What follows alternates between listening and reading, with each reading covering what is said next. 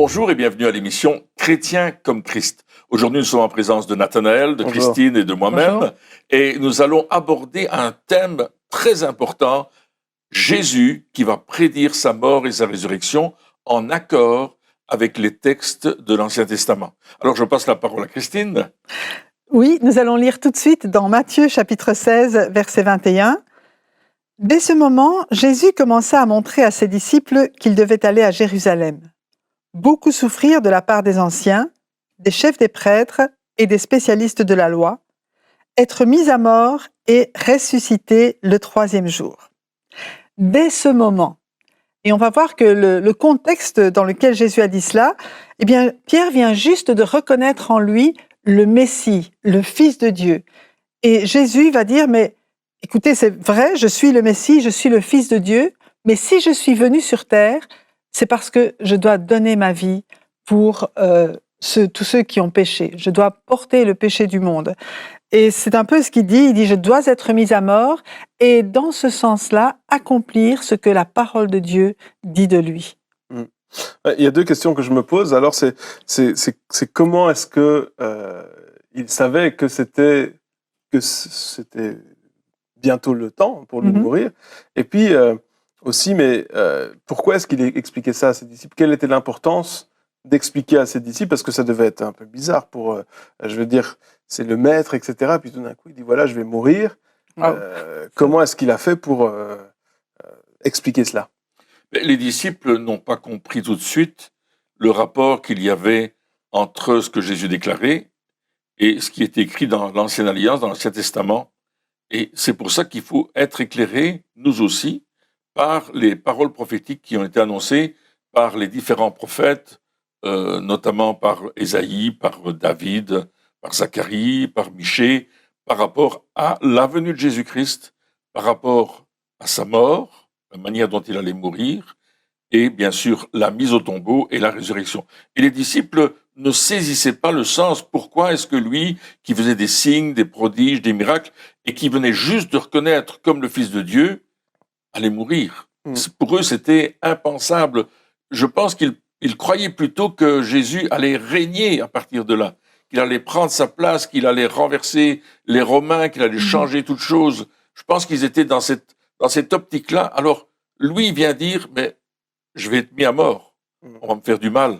C'est vrai que ça fonctionne pas dans une optique standard où le but c'est d'avoir du succès, et une fois qu'on a du succès, qu'on a de la notoriété, etc., à ce moment-là, on a le pouvoir et on l'utilise voilà, comme on veut, hein, donc, comme ce qui se passe dans ce monde aujourd'hui, c'est-à-dire que voilà, on fait tout pour avoir le succès, on paye le prix, et puis une fois qu'on l'a, eh bien, on fait ce qu'on veut. Et là, Jésus, alors que justement, il avait tout ce succès, il vient de dire, mais non, finalement, ça va être totalement une autre manière de faire que ce que vous imaginez. C'est vrai. Et effectivement, les disciples n'ont rien compris à ce moment-là, mais Jésus devait l'annoncer pour qu'au moment où ça arrive, et même après, ils se souviennent de ce que Jésus avait dit.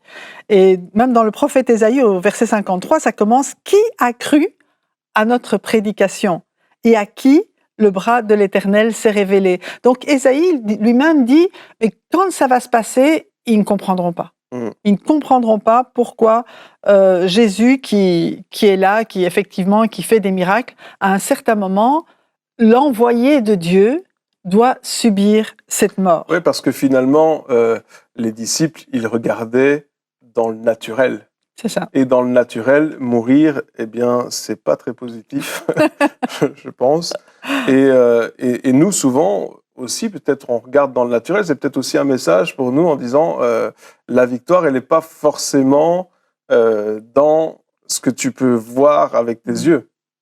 La victoire, elle est dans le fait d'accomplir ce que Dieu veut que nous accomplissions. Et dans le texte de Matthieu, on voit que Jésus est en train de décrire le plan, en train de décrire l'objectif, le but pour lequel il est venu, le but ultime. Et c'est cela qu'on doit comprendre. Alors Jésus, on le sait, a tout accompli à la croix. Il a fait les choses les plus extraordinaires en mourant pour nous à la croix. Mais les disciples n'ont pas encore compris le sens profond et spirituel dans le surnaturel. Ils n'ont pas compris que la mort de Christ allait les libérer. la mort de Christ à la croix, le sang de Christ à la croix, les meurtrissures de Jésus allaient leur apporter la délivrance, la guérison. C'est ce qu'Ésaïe va dire dans son texte d'Ésaïe 53, au verset 4, il dit « Il a porté nos souffrances, nos douleurs, il s'en est chargé, puis on l'a considéré comme frappé, humilié, mais il était blessé à cause de nos transgressions, brisé à cause de nos fautes. La punition qui nous donne la paix est tombée sur lui, et c'est par ses blessures, ses meurtrissures, que nous sommes guéris. » Et effectivement, les disciples n'ont pas compris cela, et beaucoup de personnes aujourd'hui n'ont pas compris le sens du sacrifice de Jésus-Christ. Parce que tu parlais de succès, mais juste avant, au chapitre 15 et au chapitre 14 de Matthieu, on voit Jésus qui multiplie les pains. Il y a deux multiplications des pains, 2 miracles extraordinaires. Et les disciples, ils ont vu cela, comme tu dis. Bah, écoute, il fait des choses fantastiques. Écoute, on a quelques pains, quelques poissons. Il nourrit 5000 personnes. Extraordinaire, c'est vraiment lui qu'on a besoin. Mais ils comprennent pas que c'est beaucoup plus que ça. Il va donner sa vie. Et ils ne comprennent tellement pas que Pierre va lui dire « Non, Seigneur, ça ne t'arrivera pas ». Et c'est là que Jésus va rétorquer « Arrière de moi, Satan », parce que tes pensées ne sont pas les pensées de Dieu. Donc là, effectivement, ils ne comprennent pas, mais Jésus sait, et il sait que son heure arrive. Depuis le début de son ministère, je me souviens, aux noces de Cana, il disait à sa maman « Mais mon heure n'est pas encore venue ».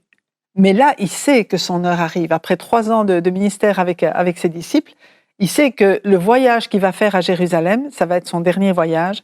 Et c'est là qu'effectivement, il va accomplir ce pourquoi il est venu, c'est-à-dire pour porter nos péchés et nous réconcilier avec Dieu. Donc pour lui, c'est l'apothéose quelque part, Oui. parce que c'est pour ça qu'il est venu, et pour nous, c'est l'apothéose aussi, mais on ne s'en rend pas compte, et je pense que les disciples ne s'en rendaient pas compte non plus, comme tu l'as lu dans le verset là, il dit « Il a été humilié à cause de nos transgressions », alors que je suis sûr que les disciples se sont dit, quand il a été humilié, mais c'est de sa faute. C'est parce que, non mais c'est vrai, et ils se sont dit, parce qu'on ne comprend pas toujours ce que Dieu fait, et je pense qu'il y a ce passage qui dit ses pensées ne sont pas nos pensées, ses voix ne sont pas nos voix, et je pense qu'il faut que on se mette au diapason de Dieu pour comprendre l'importance de la croix, cruciale pour chacun d'entre nous.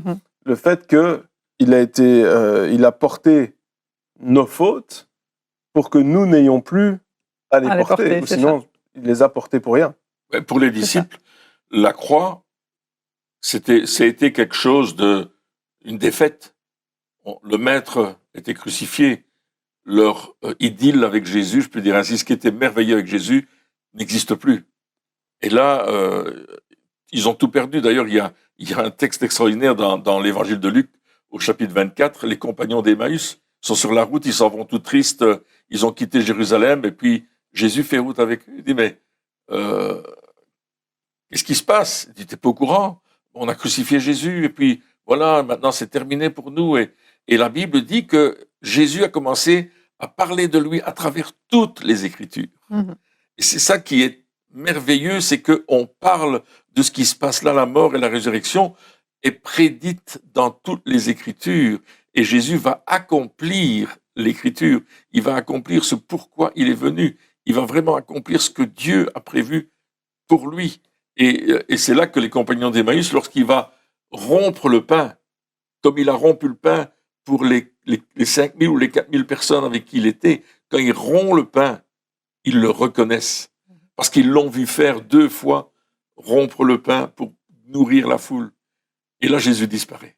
Et puis il se dit, ah, c'était Jésus. Et ça montre qu'on a besoin d'une révélation, effectivement, pour Absolument. comprendre que quand Jésus est venu et qu'il a donné sa vie, c'était pas un échec, mais c'était au contraire une victoire. Et pour moi, je dois dire que ma vie, elle a changé quand j'ai réalisé justement que Jésus, non seulement il est mort pour le péché du monde, parce que c'est une phrase que j'avais entendue pendant toute mon enfance, mais qu'il était mort pour porter mon péché et que ça me réconciliait avec Dieu. À cause de ça, Dieu ne me voit plus pécheur, mais il me voit juste parce que Jésus a pris toute la peine que je méritais. Et c'est ce qu'il a fait quand il est mort sur la croix. Et ça veut dire aussi qu'ici, il est dit qu'il a été blessé à cause de nos péchés. De nos péchés ou de nos transgressions, des choses qu'on a ratées quelque part, les buts qu'on a manqués. Ça veut dire que Jésus n'est pas mort juste à cause des personnes qui l'ont crucifié, Non. mais à cause de moi. Oui. Et quelque part, reconnaître aussi, de dire « Ah, mais il a fait ça pour moi. Il n'a pas juste fait ça pour ceux qui étaient là à ce moment-là, mais il a fait ça pour moi. » Et tout d'un coup, ça prend un autre sens, parce que quand on voit toutes ces blessures que Jésus a eues, toutes les souffrances qu'il a dû subir, on se dit ça, c'était pour moi. C'est vrai. Le salut est à travers le sang de Jésus. La délivrance est dans le sang de Jésus. La libération est dans le sang de Jésus. C'est ce que Jésus veut faire. Il veut nous amener dans cette dimension de vivre une vie nouvelle avec lui. Mais pour ça, il a dû payer un prix extraordinaire. Et la Bible nous dit, dans le psaume 22, on parle du psaume 22, Oui. On nous décrit la crucifixion. Et on nous décrit comment Jésus est mort sur cette croix. Et il faut dire que ça a été écrit des siècles avant que Jésus ne soit crucifié, avant que Jésus ne soit là. Mais on décrit clairement les mains percées de Jésus, les pieds percés de Jésus. Peut-être, Christine, tu peux nous lire Oui, quelques passages. dans le psaume 22, au verset 15, il est dit « Mes forces s'en vont comme l'eau qui s'écoule, et tous mes os se disloquent. Mon cœur est comme de la cire, il se liquéfie au fond de moi. Ma force se dessèche comme l'argile, et ma langue s'attache à mon palais. Tu me réduis à la poussière de la mort. » Et là, c'est vraiment la description de tous les symptômes qui sont lorsque quelqu'un est crucifié, alors que la crucifixion n'existait pas à ce moment-là. Oui, et puis, il dit plus loin, « Ils ont percé mes mains et mes pieds. Je pourrais compter tous mes os. Ils m'observent, ils me regardent, ils se partagent mes vêtements. Ils tirent au sort mon habit. » Et c'est exactement ce qui est décrit dans les évangiles. 8 siècles auparavant, Ésaïe va nous parler de cela prophétiquement. David va nous parler de ça prophétiquement. Et ça va être repris bien des fois d'ailleurs dans cette prédication des évangiles où on va voir que effectivement c'est comme ça que ça se passe. Ouais. Et ils se partagent mes vêtements, ils tirent au sort mon habit, même ce détail-là, où les soldats au pied de la croix ont partagé, n'ont pas déchiré sa tunique, mais ils l'ont tiré au sort. C'est quand même extraordinaire. Eux ne connaissaient pas les Écritures, mais ils les ont quand même accompli exactement. Ouais, donc on voit que c'était le dessein quelque part de Dieu. Pourquoi finalement? À quoi ça sert? Parce que je veux dire, Dieu savait déjà à 800 ans avant que Jésus allait venir, mais pourquoi Jésus est venu et pourquoi à ce moment-là? Pourquoi pas avant? Pourquoi pas plus tard? Pourquoi à ce moment-là? Là, je n'ai pas vraiment une réponse, mais il fallait qu'il vienne à un certain moment dans l'histoire d'Israël, parce que justement, ce peuple avait été préparé par toutes les Écritures, par toutes les prophéties. Il y avait cette attente. L'attente d'un sauveur, l'attente du Messie, l'attente de celui que Dieu avait promis, elle était là, celui qui allait délivrer Israël. Bien sûr, dans le cœur du peuple d'Israël, c'était les délivrer de l'oppression des Romains, mais en fait, c'est une oppression bien plus grande dont Dieu va les délivrer, c'est l'oppression du péché. Il va délivrer le peuple, en tout cas tous ceux qui vont croire en lui, vont être libérés de cette puissance du péché, vont être libérés aussi de la peur de la mort, de la peur de l'enfer, etc. Donc Jésus, il apporte quelque chose d'extraordinaire et il est le seul qui pouvait donner sa vie pour nous parce qu'il est le seul qui est sans péché. Il y avait personne sur la terre qui pouvait dire « Ah, mais moi, je peux mourir pour le péché du monde » ou mourir à la place d'eux. Parce que chacun aurait dû mourir pour ses propres péchés. Mais Jésus, il est venu pour accomplir l'œuvre de Dieu et pour prendre sur lui nos péchés, ce que les sacrifices d'animaux dans l'Ancien Testament ne pouvaient pas faire. C'est comme on a ici, on est sur un fauteuil. Admettons qu'il y ait une tache sur ce fauteuil. Pour cacher la tache, on va le couvrir, on va mettre une couverture. Ça, c'est le sang des animaux faisait ça. Il couvrait le péché. Mais Jésus, lui, il va effacer la tache par son propre sang, parce que son sang est pur, et si bien que quand nous paraissons, si nous croyons en Jésus, si nous mettons notre confiance en lui, quand on est devant lui, eh bien Dieu nous voit avec la tache qui est effacée. Donc il ne voit plus de tache. Amen. Moi, j'aimerais donner une explication plutôt géopolitique de pourquoi, à ce moment-là, Jésus est arrivé. Ah, c'est bien ça. Les Romains ont occupé toute cette partie du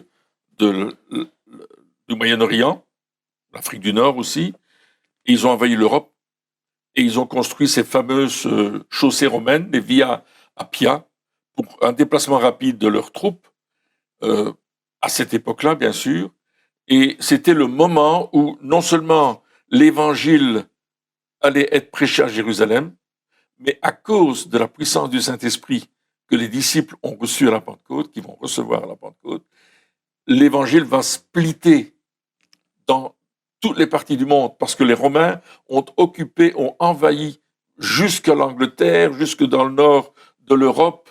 Ils ont touché plein d'endroits, et ça va être vraiment facile pour tous ceux qui portent l'évangile d'aller par toute l'Europe, et de là, bien sûr, commencer à christianiser tous ces pays. Et moi, je crois que Dieu a choisi un moment dans l'histoire où ça allait être possible pratiquement d'annoncer l'évangile. Donc on voit que voilà, donc il y a ce péché qui est effacé, donc pas juste couvert mais effacé, donc on est libéré du péché. Et effectivement, donc le temps c'était pour faciliter la propagation de l'évangile. Mais dans les émissions précédentes, on a vu aussi que au travers de tous les miracles et de tout ce que Jésus avait fait, ce qui revenait à chaque fois, c'était cette relation avec Dieu, le désir de restaurer la relation avec Dieu, etc. La question, c'est quel rôle, justement, est-ce que la mort de Jésus et la résurrection, bien sûr, jouent dans cette restauration de notre connexion à nous, de notre intimité, de notre connaissance aussi de Dieu? Alors moi, je crois qu'il y a un chemin que Jésus est en train de tracer. Et il dit dans Jean 14, verset 6, il dit « Je suis le chemin, la vérité et la vie. Personne ne vient au Père, personne n'a aucune communication avec le Père, si ce n'est au travers de moi. » Donc Jésus va nous montrer le chemin. Il va nous décrire le chemin. Le chemin, c'est là. Je suis le chemin, je suis la vérité, je suis la vie. Il ne dit pas « je suis un chemin », il dit « je suis le chemin ». Il ne dit pas « je suis une vérité », il dit « je suis la vérité ». Et il ne dit pas « je suis éventuellement la vie », il dit « je suis la vie ».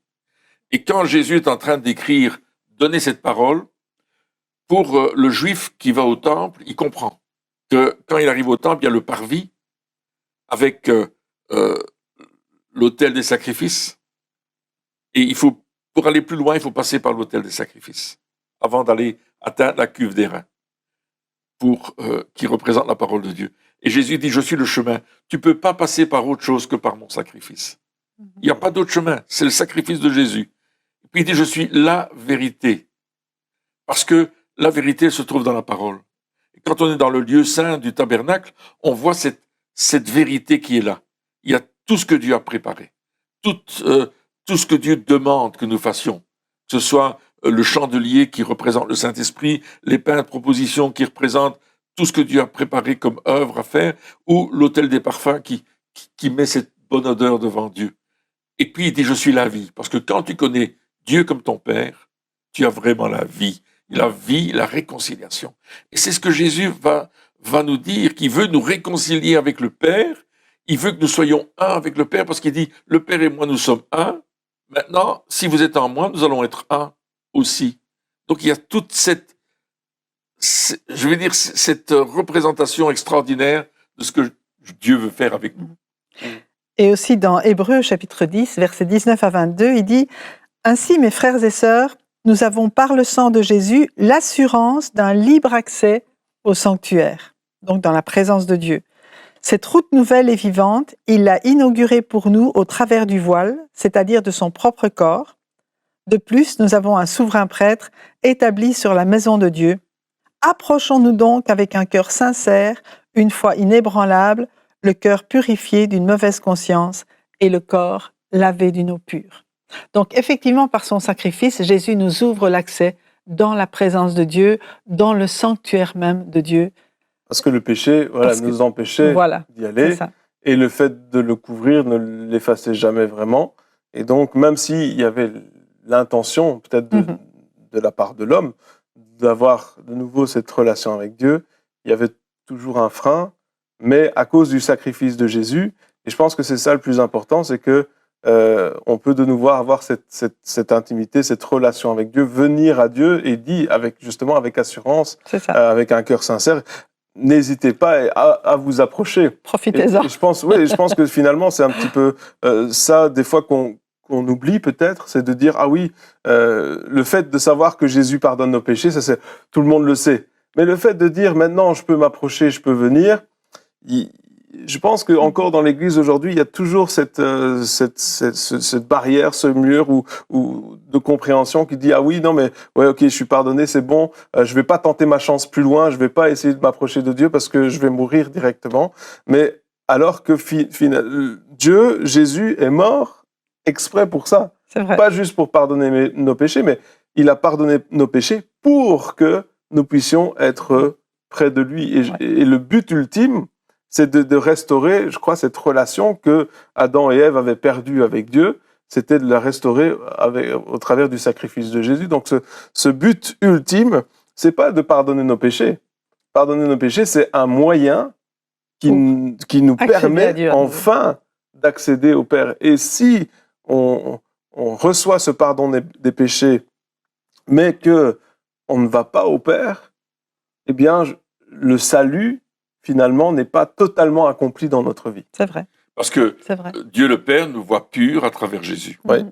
Et ça, c'est extraordinaire. Je ne suis pas pur parce que je suis le meilleur ou parce que j'ai fait les choses mieux que les autres, mais c'est parce que Jésus a fait les choses parfaitement à la croix pour que le Père me voie pur quand Jésus est dans ma vie et que j'ai reconnu que j'étais pécheur, que j'étais séparé de Dieu, parce que le péché me sépare de Dieu, et même plus que cela, le péché, il m'amène dans l'éternité sans Dieu.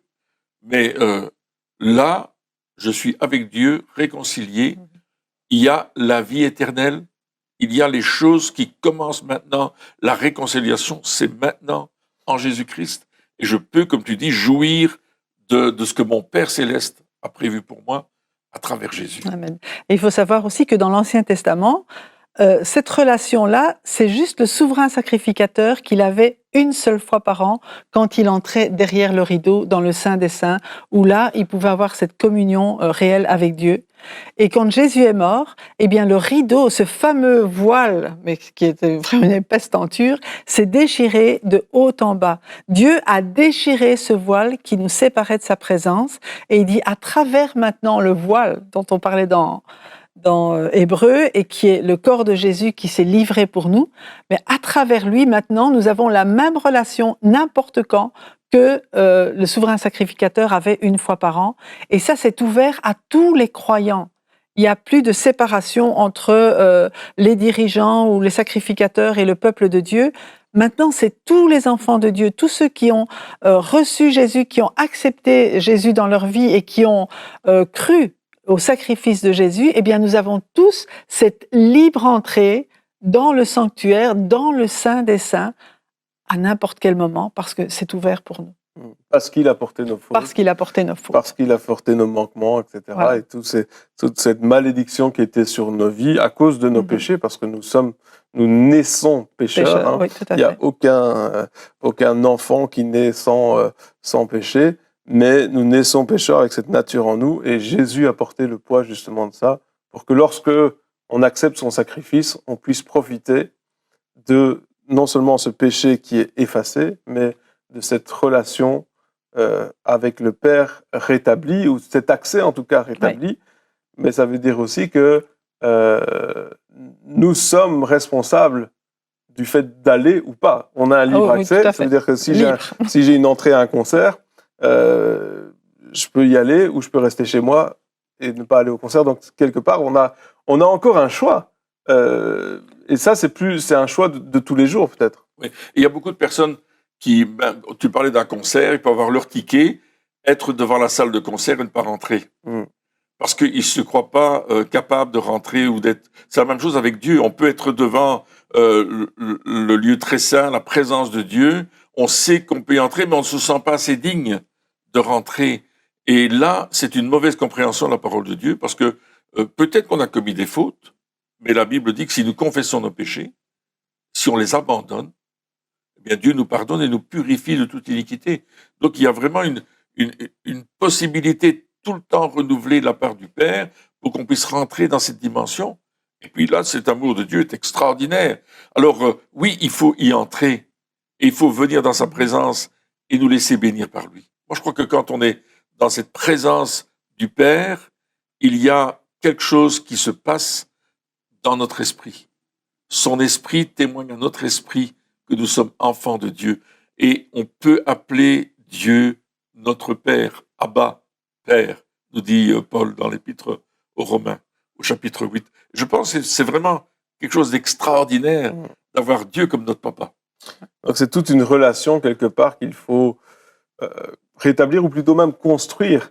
Hein, c'est Dieu, on apprend à le connaître. Des fois, il y a cette, bien sûr, il y a cette théologie, il y a tous les passages bibliques, il y a tout ce qui parle de Dieu, mais la relation avec quelqu'un, elle se construit seulement quand on est avec cette personne-là et pas quand on lit des livres sur lui. On peut lire la Bible, le livre qui parle de Dieu, de ce qu'il a fait, etc.